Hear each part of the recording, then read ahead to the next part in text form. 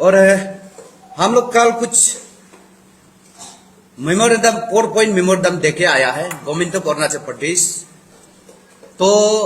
हम लोग का 4 पॉइंट का मेमोरेंडम में जो जो सब हम लोग मांग किया है कि बाहर कंट्रैक्टर लोगों को, ये हमारा 4 पॉइंट को आप लोग गौर से सुनेगा और हमारा सारा डिटेल्स को हमारा प्रेसिडेंट ब्रीफ कर देगा।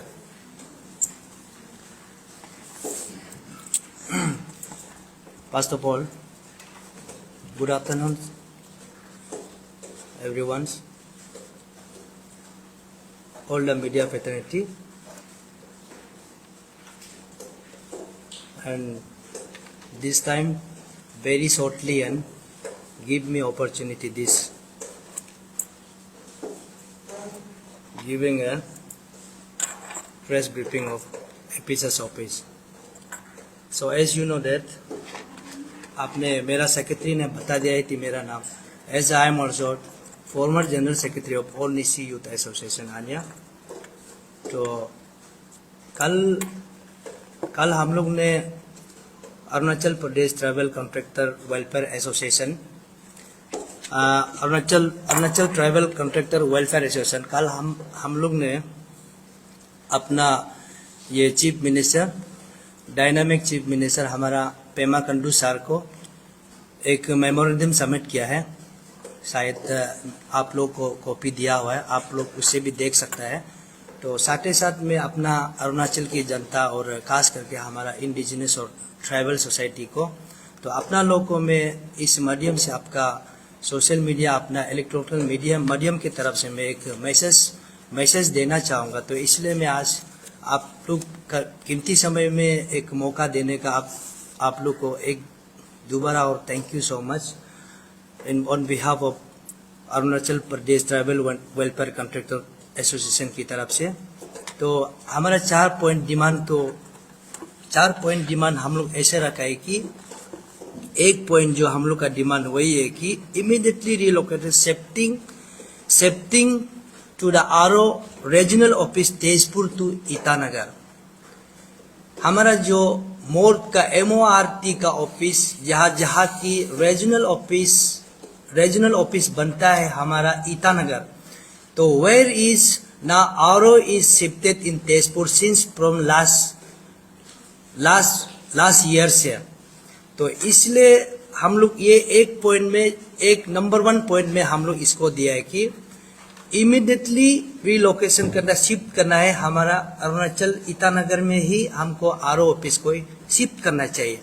तो इसलिए बता दूं कि थोड़ा सा आप लोग को ब्रीफ कर दूं कि क्यों शिफ्ट करना है हम लोग एक गवर्नमेंट को। हम लोग आज हम लोग मेमोरेंडम सबमिट किया है कि हमारा मैक्सिमम लोकल कॉन्ट्रैक्टर, हमारा अरुणाचल का लोकल कॉन्ट्रैक्टर या यहाँ कोई सप्लाई करके जो कॉन्ट्रैक्टर लेता है,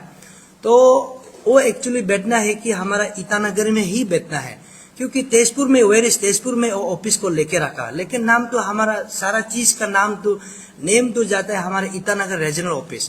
परंतु है कि वो लोग क्या है कि तेजपुर में अपना जो टेम्परेरी ऑफिस जो वहां में शिफ्ट करके काफी सालों में वो लोग काम चला रहे। तो इसमें हमारा क्या होता है कि व्यक्ति में हमारा ट्राइबल कॉन्ट्रैक्टर लोग के, हमारा लोकल यहाँ का इंडिजिनस लोग वहां में आने जाने में उसको जो ज्यादा प्रॉब्लम होता है। इसलिए हम लोग अपना government of Arunachal lead by young and dynamic mister Pema Khandu sir को हम लोग वही मांग रखा है कि सर आप उसको रीलोकेट करके आप ईटानगर में आप उसको जल्द से जल्द इमीडिएट हम लोग को विदिन ए मंथ में हम लोग आप यहाँ में देखे ऑफिस को, यहाँ में आरओ ऑफिस को शिफ्ट करेगा, तो हमारा लोग यहाँ में काम करने के लिए भी सुविधा होगा और हम लोग का काम भी ट्रांसपेरेंट भी होगा। ये हो गया हमारा नंबर 1 पॉइंट। और हो गया नंबर 2 पॉइंट में हम लोग ये जाता है कि इसमें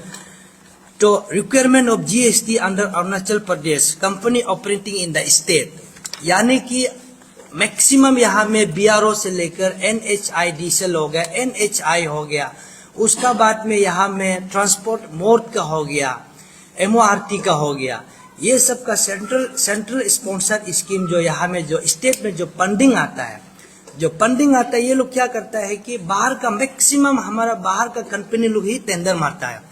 क्या करता है, वो टेंडर मारता है, जरूर टेंडर मारता है। हम नहीं, ये नहीं कह रहे कि बात आउटसाइडर आप टेंडर नहीं मार सकता है, हम ये नहीं कह रहे। हम ये बोल रहे कि बाहर का जरूर टेंडर मारता है, लेकिन बाहर का लोग क्या करता है कि बाहर में जो टेंडर मारना होने से हम लोग उसको मांग रखा है कि जो भी आप बाहर का कंपनी टेंडर अरुणाचल में टेंडर लेके जो काम करेगा, तो उसमें हम लोग यही मांग रखा है कि उसको आपको कंपलसरी अरुणाचल का जीएसटी रजिस्ट्रेशन करना पड़ेगा। आप करके आप यहाँ में आप हम लोग का अरुणाचल डेवलपमेंट के लिए आप लोग का हम लोग का साथ में काम कर सकता है, जोड़ के काम कर सकता है। ये क्यों बोल रहा है बोलने से, ये क्योंकि हम लोग का राज्य ये बाहर का जरूर कंपनी चला रहा है, लेकिन जीएसटी अपना अरुणाचल का नंबर रजिस्ट्रेशन होता है बोलने से ये हमारा अरुणाचल का जनता और हम लोग का अरुणाचल का वासी के लिए ये हमारा जो मुनाफा आता है कि एक रेवेन्यू आता है। जीएसटी का बिलिंग जो पेमेंट सिस्टम जो आता है हमारा अरुणाचल का स्टेट अरुणाचल में ही टैक्स में ही पेमेंट आता है। ये हो गया 2 नंबर। जो कंपनी जो यहाँ में टेंडर लेके बाहर का करोड़ का टेंडर लेके आता है, वो कंपनी कंपलसरी ईटानगर का अरुणाचल का ही जीएसटी रजिस्ट्रेशन होना पड़ेगा। ये हमारा जो 2 नंबर पॉइंट्स है। और 3 नंबर में ही पॉइंट्स हम लोग ये लिखा है, ये मांग रखा है कि undertaking of the project be done by the state capital in Itanagar. तो इसलिए हम लोग ये 3 नंबर हम लोग ये क्यों रखा है बोलने से, जो भी कंपनी जो प्रोजेक्ट लेता है वो कंपनी का ओनर जो कभी भी ईटानगर में आता नहीं है, वो कभी ईटानगर में नहीं आता है, वो कभी जानता नहीं है कि ईटानगर कैसे है, हमारा अरुणाचल कैसे है, बोमदिला कैसे है, तवांग कैसे है। हम लोग का तो ये जो कितना स्टेट है, जो जितना भी हम लोग का अरुणाचल में डोमिनेटेड स्टेट है, वो लोग जानता नहीं। कंपनी लोग सीधा बाहर में बैठ के वहां में टेंडर मार दिया। उसको हम लोग ये मांग किया है कि आप जो भी अगर यहाँ में कंपनी लोग जो टेंडर मार के यहाँ में प्रोजेक्ट लेना चाहते हो, वो प्रिंसिपल का जो कॉन्ट्रैक्टर जो ओनर जो पाम का ओनर जो कंपलसरी हमारा यहाँ में चाहे ईडी का ऑफिस में, एग्जीक्यूटिव डायरेक्टर का ऑफिस में, एनएचएल डीएसएल यहाँ है। उसका बाद में मोर्ट का बोलने से अभी एमओआरटी का मोर्ट पीडब्ल्यूडी हमारा चीफ इंजीनियर यहाँ में बैठा हुआ है, तो उसका आगे में आप इन फ्रंट ऑफ इसका चीफ इंजीनियरिंग और ईडी का सामने में जो भी वहाँ कंपनी जो काम करेगा कि वो लिखित में देना है कि हाँ मेरा कंपनी जो अरुणाचल में काम करेगा ऐसा बोल के ही वो अंडरटेकिंग करना पड़ेगा। नहीं होने से क्या करता है, वो लोग दमादम टेंडर मार देता है, किसी को दे देता है, किसी दूसरा आदमी को दे देता है, वो कभी अच्छा काम नहीं बन पाता है, तब जाके क्वालिटी काम नहीं करता है। ये सब चीज को हम नहीं बोलने से पहले बस आपको ब्रीफ कर रहा है। इससे हमसे ज्यादा बढ़कर आप लोग मीडिया वाला, आप लोग मेरा दोस्तों, आप लोग ही अच्छे से मालूम है कि अरुणाचल कैसे जा रहा है, काम के लिए आप कैसे काम करता है, कॉन्ट्रैक्टर लोग कैसे काम करता है, ये आप लोग हमसे बेहतर आप लोग ही पता है। ये हो गया 3 नंबर। और ये हो गया 4 नंबर में हम लोग ऐसा रखा है कि justification bidding project of below 20% below में जो प्रोजेक्ट को मारता है, जो 20% बिलो प्रोजेक्ट को मारता है, तो उसको जो भी XY कंपनी जो आके है, तो यहाँ में इम्प्लीमेंटिंग एजेंसी जो भी कहीं भी डिपार्टमेंट का उसका इम्प्लीमेंट एजेंसी वाला उसको अंडरटेकिंग या उसको जस्टिफिकेशन उसको कुछ रेट देना पड़ेगा, तब जाके उसको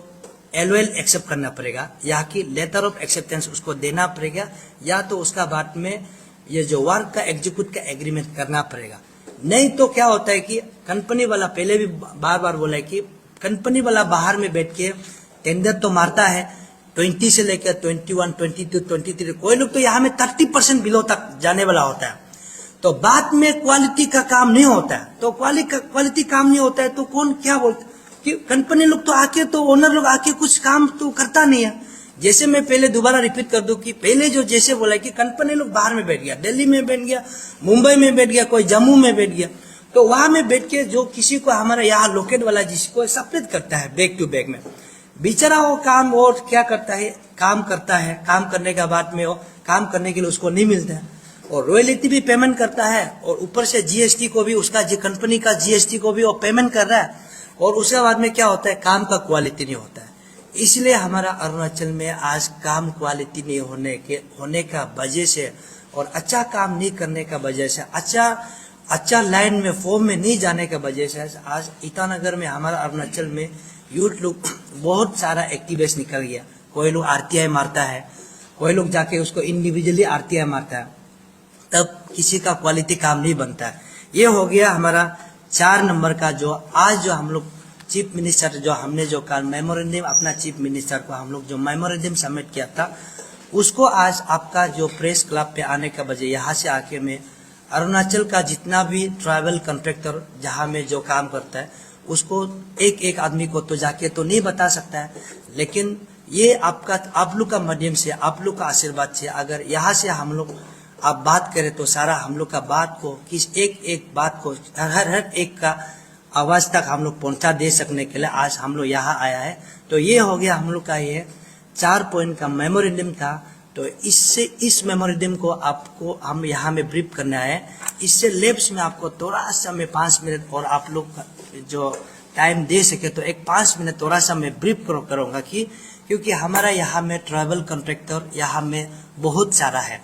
क्योंकि यहाँ में कंपनी हमारा बहुत सारा कंपनी है, जैसे कि कंगे कंस्ट्रक्शन हो गया, ये हमारा जो थ्रिम्स को बनाया, जो ब्रेन ईगल्स हो गया, जो हमारा पोर्टिन पांगेन का सब कॉन्ट्रैक्टर करके काम किया, टीटीसी हो गया, कंपनी हो गया, और हमारे यहाँ में बहुत सारा लोकल का बहुत अच्छा कंपनी यहाँ में बैठा हुआ है। तो इसलिए हम वो सबसे पहले उन सभी को पहले पास प्रायोरिटी होना पड़ेगा कि हमारा स्टेट में जो काम करने के लिए। तो मेरा इंटेंशन वही था कि आज का हम लोग यहाँ में जो आपका सामने में प्रेस करने का जो वजह जो वही था कि जो भी यहाँ में जब बाहर से एलोकेशन फंड सैंक्शन आएगा तो हमारा ट्राइबल को आगे सबसे पहले उसको बेनिफिट होना चाहिए, उसको पहले देखना चाहिए। उसका बाद में तो हम लोग बाहर को भी जरूर काम तो कई जगह में भी काम करेगा, उसको मना नहीं कर रहे हैं, लेकिन हमारा यहाँ में जो काफी सा है कि class 1A, class 1 AA, class 1 AAA वाला भी हमारा यहाँ में जो क्वालिफाइड वाला काम होता है, परंतु वो लोग को यहाँ में बाहर से जो बिडर होगा जो बेचारा वो लोग को क्वालिफाइड नहीं होता है, काम सबका पास में है, लेकिन बेकार में वो लोग काम नहीं करके अपना स्टेट गवर्नमेंट को रेवेन्यू दे रहा है, जीएसटी का पेमेंट टैक्स बढ़ रहा है, आरटीआई बढ़ रहा है। कम से कम वो सबको सोचने से अपना इंडिजिनस जो अपना जो ट्राइबल जो या अरुणाचल में जो कॉन्ट्रैक्टर जो class 1A, class 1A AA वाला को सबसे पहले उसको आगे उसको प्रायोरिटी देने से वही अच्छा है बोल के आज आपका यहाँ में आने का वजह वही है। Thank you. और आप में से कुछ सवाल है तो आप पूछ सकते हैं। जो 3 नंबर में है जो प्रोजेक्ट अंडरटेकिंग वाला है, इसमें आप अंडरटेकिंग मतलब जो जैसे कि अगर ये जो रिलेटेड आपका 3 नंबर और 4 नंबर ऑलमोस्ट रिलेटेड है, ये जो अंडरटेकिंग कंपनी जैसे कि कंपनी ले लिया वो जीत गया एनआईटी में, हाँ, इतने का सात कॉन्ट्रैक्ट से ये करेगा ना, वो कंपनी रिस्क लेना है। इसमें आपको हम वही 4 नंबर आप सही बोला, 4 नंबर और 3 नंबर में थोड़ा इतना फर्क नहीं है, थोड़ा सा कुछ में है, वर्डिंग में थोड़ा ये है। 3 नंबर में इसमें अंडरटेकिंग करने का वही है कि जो भी प्रिंसिपल का जो ओनर जो आता है, प्रिंसिपल कॉन्ट्रैक्टर जो आता है,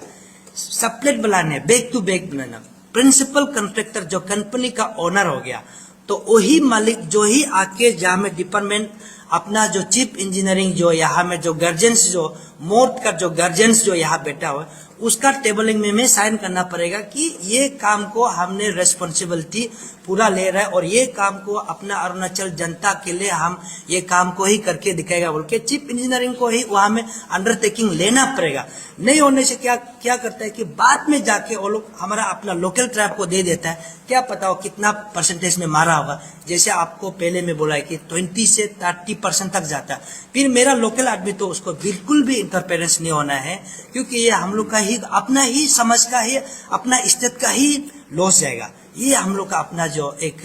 3 नंबर का जो पॉइंट जो दिया सर वही है। रिगार्डिंग जीएसटी बोला है, जीएसटी वो ऑल इंडिया में तो सेम होता है, फिर सेपरेटली ऐसे कोई स्टेट में ऐसे करने का ऐसे कोई रूल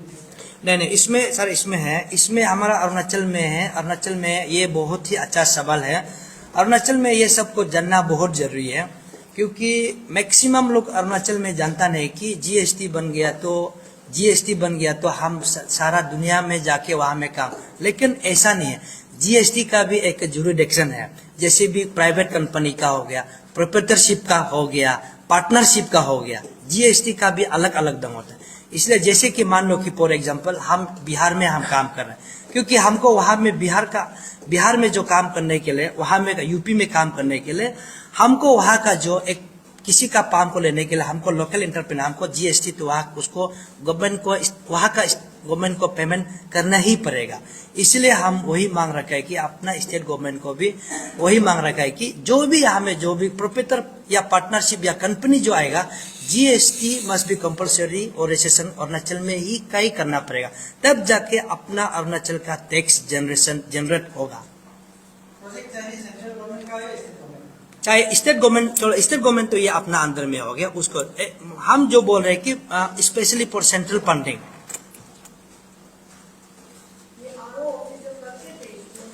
आरओ ऑफिस में मेरा हिसाब से कम अभी 6 से लेकर 7 इयर्स हो गया। अभी आवास मैडम अभी आवास क्यों नहीं उतारा है बोलने से सब पहले तो आपको बता दूं कि अपना जब बात होता है तो आजकल की फिर मीडिया में भी मैक्सिमम तो शायद आप लोग हम जीनियर होगा, लेकिन हम तो काफी ईटानगर में 25 इयर्स हो गया, तो सो एक्टिविस्ट तो हमारा तो हम तो छोटा से करके आया, तो ये वाला चीज को जरूर करना चाहिए था, लेकिन हम किसी को ब्लेम नहीं करेगा। लेकिन ये इम्पोर्टेंट चीज को हमारे यहाँ में बहुत सारा ये जो यूनियन है और बहुत सारा अच्छा एक्टिविस्ट लोग है, लेकिन ये सबको क्यों नहीं बोला। तो मेरा भी समय में तो मेरा जब सेक्रेटरी समय में तो उसमें था नहीं, पर उस समय में मेरा जब पोस्ट में था होने से ये चीज को मैं जरूर लाता। तो इसमें थोड़ा सा आपको मैं ब्रीफ बता दूं कि जब जो मोर्ट का जो नेशनल हाईवे का जब शुरू हो रहा था, हमने इसको सबसे पहले हम ही शुरू किया था। मेरा पास चाहे तो आप लोग को रिकॉर्ड भी दे देगा। तब हम all capital complex youth welfare association का president, and that time the MORT minister he was doctor CP Joshi was the trans highway minister of India का था। उसका साथ में भी प्रेस कॉन्फ्रेंस में बैठा है। तो ये जो PW हाईवे का भी मैं एक भाग्या भी रहा, मैं चेयरमैन भी रहा। चेयरमैन लाइक मीन्स हमको ऑर्गेनाइजेशन का तरफ से हम नॉमिनेट किया था।